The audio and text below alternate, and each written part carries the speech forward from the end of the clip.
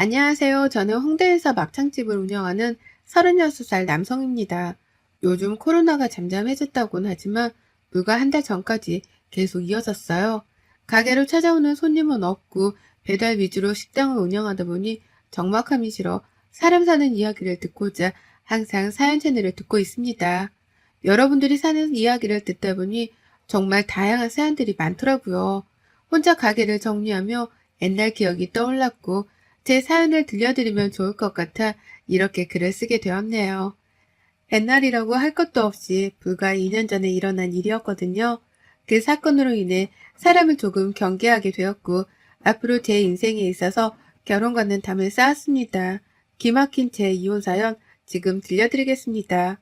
저는 오랫동안 요식업에 종사하셨던 부모님 덕분에 나름 여유 있는 생활을 해왔습니다. 족발집을 운영하셨는데 맛도 좋고 입소문이나 전국에 체인점이 몇 개 있는 나름 규모가 큰 가게였어요. 어려서부터 부모님이 일을 하셨던 터라 많은 사랑을 받진 못했지만 아낌없는 지원 덕분에 하고 싶은 거 먹고 싶은 거 다 사먹으며 어린 시절을 보냈습니다. 대학 입학하고 곧바로 군대 다녀와서 대학 졸업하니 26살이 되더군요. 부모님은 안정적인 직장에서 소소하게 월급 받으며 평범한 사람으로 살길 바라셨습니다. 요식업이 단순히 음식 장사를 하는 사업이 아니라 상당히 고생하는 직업이라 자신들과는 다른 삶을 살길 바라신 거였죠. 그렇게 부모님의 바람대로 IT 분야에서 알아주는 기업에 입사해 5년간 근무했습니다. 하지만 근무하면서 이 길은 제 길이 아니라는 생각이 들었고 무언가 저만의 사업을 해보고 싶었어요. 그래서 제일 좋아하는 음식으로 가게를 하나 차려보자 결론을 지었고 저의 계획을 부모님께 말씀드리니 자금은 보태줄 테니 실패를 하던 성공을 하던 알아서 하라 하셨습니다. 제가 자라면서 보고 배운 게 엄마 아버지 장사하시는 건데 그만큼은 아니더라도 제 스스로 뭔가를 해보고 싶어요. 아직 나이도 젊고 더 늦기 전에 도전해보고 싶어요. 요식업이라는 게 결코 쉬운 게 아니다. 남들이 보기엔 그저 물건 떼다 팔며 손님 상대하는 그런 일로 보이겠지만 보이는 게 전부가 아니야. 하나하나 확인해야 할 것도 많고 때로는 가족보다 더 신경 써야 하는 경우도 있어. 네가 그걸 감당할 수 있겠니? 힘들지 않은 일이 어디 있나요? 하지만 제가 지금 회사 다니면서 매번 후회하는 것보다는 실패를 맛보더라도 도전해보고 싶어요. 망하던 잘 되던 일단 해볼게요. 장사를 시작할 돈은 있냐?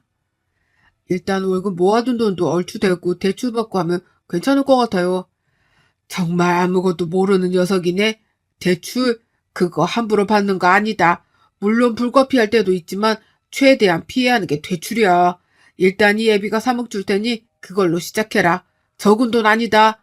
내가 피땀 흘려 번 돈이야. 이 돈으로 가게를 구하는 것부터 시작해서 어떻게 할 건지 잘 구상해봐. 잘 되든 안 되든 그건 오로지 네 몫이라는 거 잊지 말아라. 그래서 31살 되던 해 부모님의 응원에 힘입어 첫 장사를 시작하게 되었습니다. 유동인구가 많고 모기 좋은 곳을 골라 홍대에서 15평 정도 되는 작은 막창집을 오픈했어요. 무턱대고 오픈하긴 했지만 홍보를 많이 하고 직접 막창을 손질하고 구워주는 서비스를 제공했고 많은 이벤트도 열며 가게는 인산인해를 이루며 대성공을 거두었죠.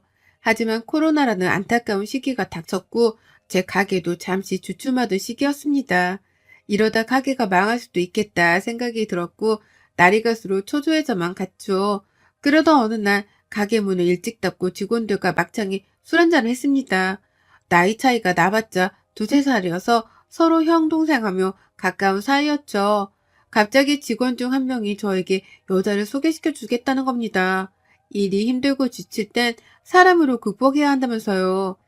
그렇게 그 직원이 소개해준 여자를 만나게 되었는데 제가 첫눈에 반할 정도로 예쁘장한 외모였어요. 키도 크고 날씬한 데다가 웃는 모습이 어찌나 사랑스럽고 예쁘던지요. 그렇게 만남을 이어가다 진지한 사이가 되었고 그 사람은 제 와이프, 지금은 전처가 되었죠. 결혼하면서 알콩달콩한 행복한 신혼을 즐겼습니다. 부모님의 가게나 제 가게가 바쁘면 먼저랄 것도 없이 달려와서는 일손도 돕고 정말 효부가 따로 없었죠.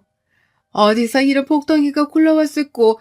잘 다니던 회사 때려치고 사업한다고 했을 때 불안했는데 마음 다잡고 이렇게 잘 사는 모습이 보기 좋구나. 어머님, 아버님, 앞으로도 가게 바쁘고 그러면 저 불러주세요. 어차피 집에서 하는 일도 없는걸요. 그 일도 바쁘고 늦게 들어와서 혼자 있는 시간이 너무 많아요. 차라리 이렇게 어머님, 아버님이랑 같이 일하면서 얘기하는 게 저는 훨씬 더 좋은걸요. 어머, 어쩜 말도 이렇게 예쁘게 할까? 그래, 우리 앞으로 더 잘 지내보자. 부모님도 싹싹한 성격의 전처를 좋아라 하셨고, 가게가 코로나로 사정이 좋지 않아 힘이 들면 언제나 밝은 미소로 저를 응원해주며 서로 돈독한 사이가 되어갔습니다. 그렇게 1년 정도의 시간이 흘러 저희에게 아기 천사가 찾아왔고, 전처는 건강한 딸을 출산했죠. 하루가 다르게 커가는 모습을 보며 힘들어도 아이를 생각하면 모든 것이 녹아내리더군요. 미소 하나에 온 세상을 다 얻은 것 같은 기분을 매일 느끼며 그렇게 딸바보가 되어버렸죠. 딸아이가 새돌이 지났을 무렵 여느 때처럼 저는 출근을 위해 대문을 나섰습니다. 옆집이 시끄러워 뭐하나 하고 보니 누군가 이사를 온 거였어요. 젊은 남자가 대뜸 저에게 오더니 잘 부탁드립니다. 오늘 이사 왔어요. 라며 인사를 건네는 겁니다. 요즘 사람들 같지 않게 싹싹하고 밝은 사람이 인사를 건네니 기분이 좋아지더라고요. 그렇게 오며 가며 인사를 하는 정도의 사이가 되었습니다. 6개월 정도가 흘렀고 코로나가 어느 정도 주춤하는 추세여서 가게가 한참 바빠지기 시작했어요.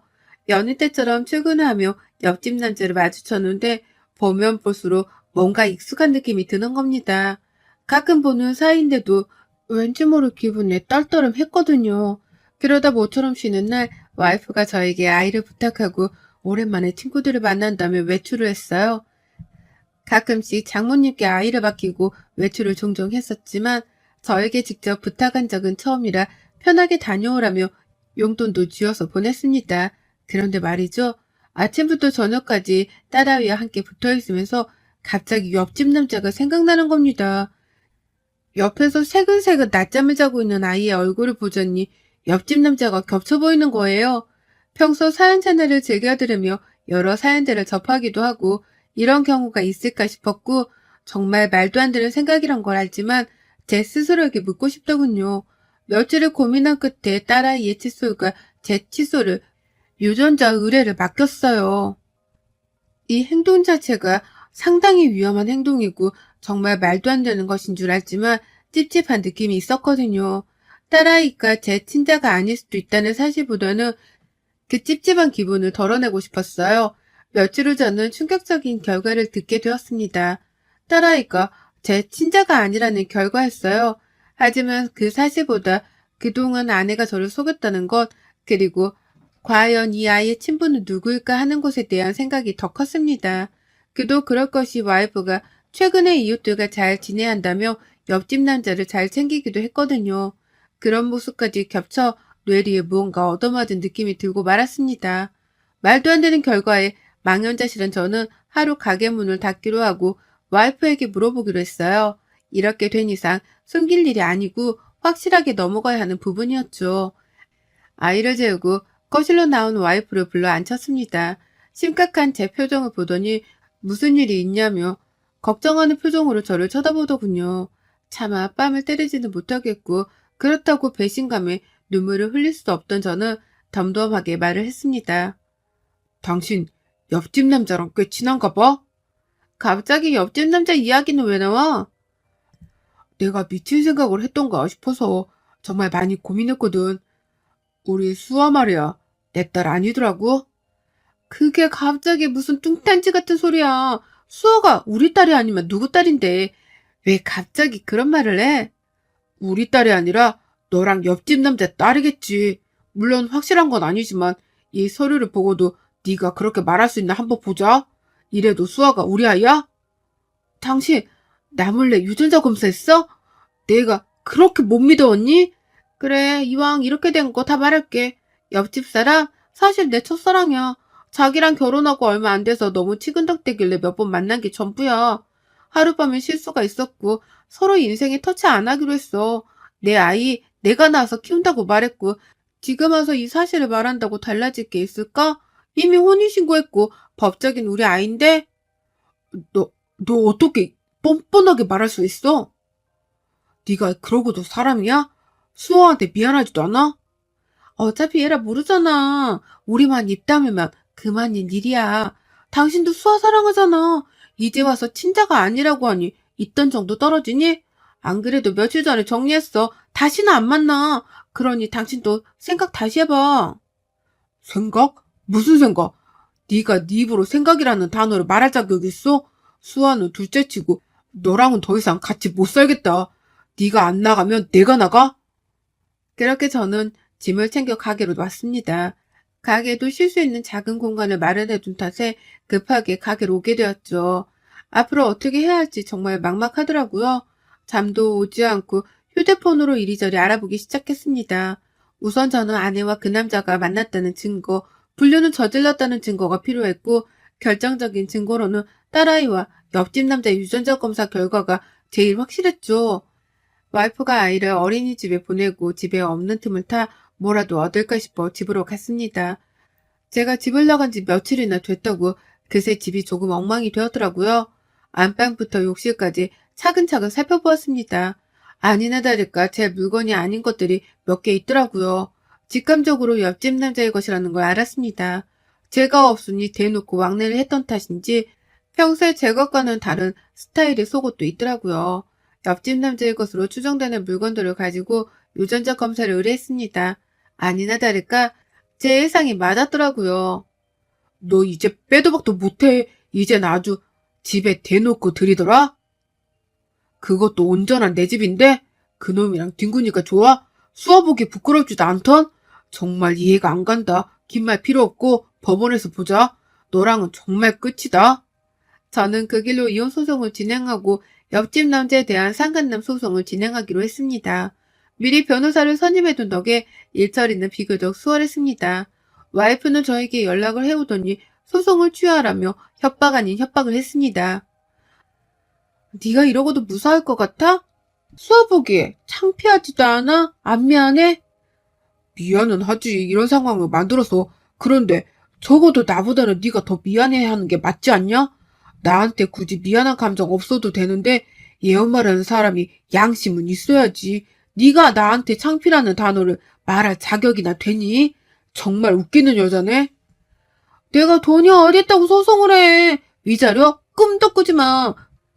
지금 살고 있는 이 집은 나한테 넘겨야 할 거야? 나 순순히 못 물러나. 알겠어? 유책 배우자는 넌데 왜 내가 내 명의로 된 내 집을 너한테 줘야 해? 오히려 네가 나한테 위자료를 줘도 모자란데? 정신적 피해보상금까지 청구할까? 남자가 쪼잔하게 살면 안 되는 거야. 여자 인생을 그렇게 조져놓고 싶어? 어린아이를 생각해서라도 이러면 안 되는 거야, 너는. 너무나 당당하게 저에게 위자료를 요구하는 와이프가 어이가 없더라고요. 이 상황을 아직은 부모님께도 말하지 못했는데 더욱더 확고한 결심이 서더라고요. 혼인신고를 했던 제 자신이 원망스럽더군요. 물론 유책 사유는 와이프에게 있었고 증거들로 인해 재판은 저에게 유리하게 흘러갔습니다. 와이프는 재판 결과를 받아들일 수 없다며 제가 부른 위자료의 배를 부르며 항소를 하겠다고 난리치더라고요.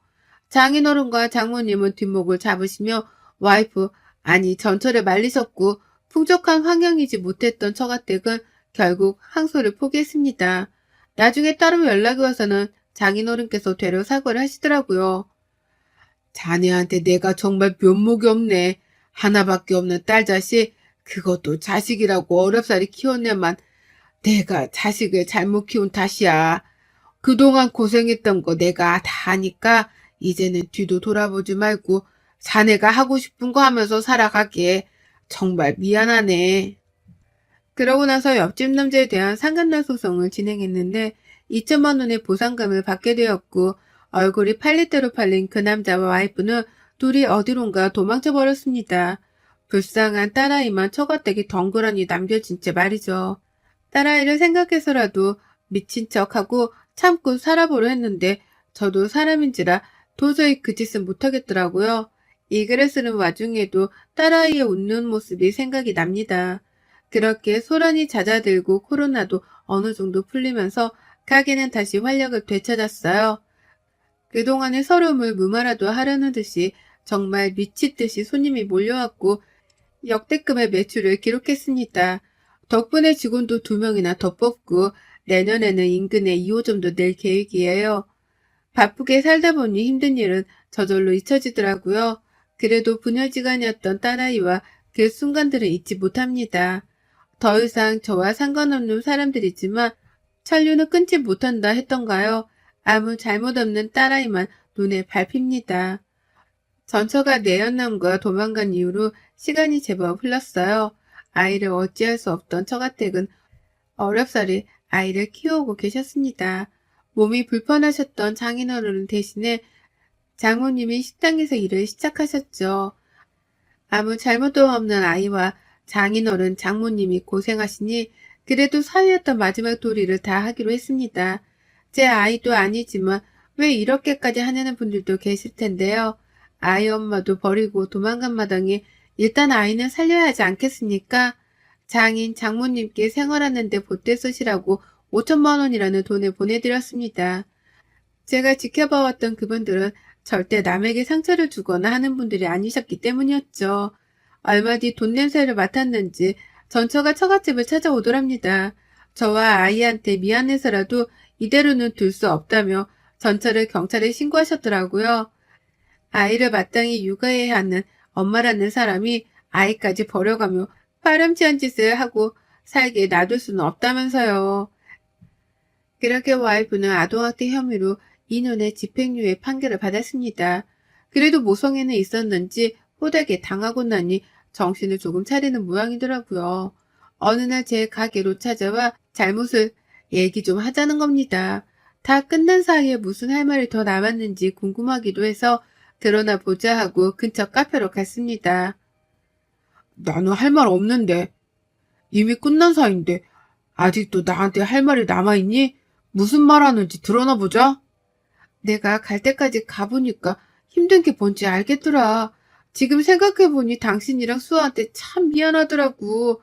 무슨 생각이었는지 모르겠지만 당신을 사랑하니까 그게 이유될 거라 생각했어. 그 마음은 진심이었거든. 잠시 내가 한눈 판 건 있지만 내 진심까지 무시하지 말아줬으면 해. 말이 된다고 생각해? 진심이라면서 어떻게 그 새끼랑 놀아날 생각을 해? 수아가 버젓이 있는데도 쓸데없는 말할 거면 나 이민 간다. 시간 낭비도 아니고 뭐하는 짓이냐? 내 얘기 좀 끝까지 들어봐. 나도 처음에는 수아가 당신 자식인 줄 알았어. 그 사람 아이일 줄은 몰랐단 말이야. 이미 결혼하면서 끝난 사이였는데 스토커처럼 날 따라붙은 거야. 자신이 친아빠인데 가까이서 아이를 보면서 살아야겠다면서 막무가내인데 내가 어떻게 제지할 수 있었겠어. 정말 구구절절한 사연을 늘어놓더라고요. 정신을 차리기는 개뿔 불쌍함을 무기로 내세우며 동정표라도 얻으려는 것밖에는 안 보였습니다. 혹시나 하고 기대했던 제가 병신이었습니다. 내가 다시 한번 말하는데 너 그런 헛소리 할 거면 나 찾아오지 마. 앞으로 연락하지도 말고 수아 생각해서라도 100번, 1000번 참고 조금이라도 기대했던 내가 머저리다. 너 이런 여잔 줄 알았으면 애초에 시작도 안 하는 거였는데 진짜 너 그렇게 살지 마라. 네가 하는 그 말 핑계로밖에 안 들려. 그래서 결론은 전 남자랑 놀아나서 아이까지 버리고 도망갔다 온 거잖아. 넌 정말 인간 되기 글렀다.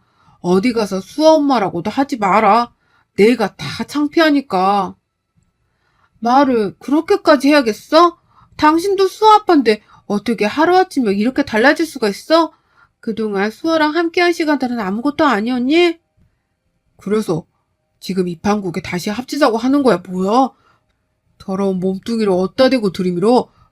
수아는 그렇다 치고 너는 도저히 갱생불가한 인간이야. 내가 장모님, 장인어른한테 죄송해서라도 너랑은 다시 합칠 일 없으니까 그런 줄 알아. 한 번만 더 찾아오면 경찰에 신고하든 할 테니까 어디 한번 해봐. 말이 안 통하네. 그러니까 네가 이 꼬라지인 거야. 막창이나 파는 주제. 가진 것도 쥐뿔도 없으면서 꼴에 자존심 세우기는 나니까 너랑 살아준 거야, 알아? 그렇게 전주와 헤어지고 저는 그 길로 접근 금지 통신 제한 신청을 해버렸습니다. 더 이상 상종할 가치가 없던 인간이었으니까요. 지금은 어디서 무얼 하는지 잘 살고 있는지는 모릅니다. 종종 장인어른이 보내오시는 아이의 사진을 보고 있으며 아이는 그저 해먹을 뿐이네요.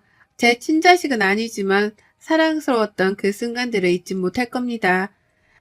살면서 제가 이런 일을 겪을 거라고는 상상도 못했습니다. 막상 겪고 보니 어떻게 이야기를 해드려야 할지 몰라 주절주절 길게 말만 늘어놓았네요. 남의 자식을 키운다는 건 결코 쉬운 일이 아니지만 저처럼 배신을 당할 경우는 정말 애매한 것 같습니다. 제 친자식인 줄 알았던 소중한 자식이 내 아이가 아니라는 사실을 알았을 때는 얼마나 절망적이었는지 모릅니다. 여러분도 저처럼 이런 경우가 있으신지 모르겠지만 잘 대처하세요. 그리고 꼭 조언드리고 싶은 건 결혼하고 나서 1, 2년 정도는 혼인신고를 하지 않으셨으면 합니다. 남녀가 서로 다른 환경에서 만나 자라온 탓에 살면서 분명 부딪히고 갈등을 겪게 되어 있어요. 나름의 유예 기간 동안 어떻게 관계를 극복해 나가는지, 앞으로 더 함께할 가치가 있는지 잘 생각해 보시라는 의미입니다. 그럼 제 사연은 여기까지입니다. 건강하세요. 여러분의 생각은 댓글로 남겨주세요. 오늘도 시청해 주셔서 정말 감사합니다.